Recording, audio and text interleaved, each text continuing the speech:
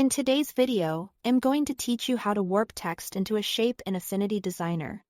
We'll walk through a simple, reliable workflow so you can bend, arc, and shape your lettering with control and confidence.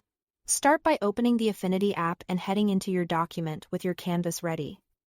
Choose the Artistic Text tool or press T on your keyboard. Click once on the canvas and type your text. This is a great moment to set your font, size, and weight. Because the cleaner your starting text, the better your warp will look. You can always tweak color and alignment as well to make the text easy to see while you work.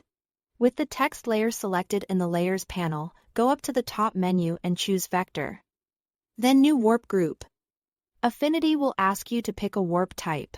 You'll see options like Arc Vertical and Arc Horizontal for gentle. Poster style curves, bend vertical and bend horizontal for more pronounced swoops.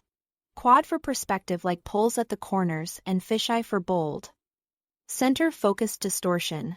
Select the one that matches the effect you want. You can switch later if you change your mind. As soon as you confirm the preset, a warp mesh appears around your text. Now comes the fun part. Adjusting the shape, activate the node tool by pressing a. You'll see nodes on the mesh that you can click and drag. Move these nodes to push and pull the text into your desired form.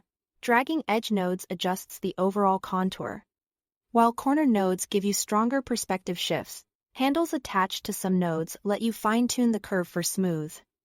Flowing arcs keep an eye on legibility as you warp. Subtle movements usually read better than extreme ones, especially with thinner fonts.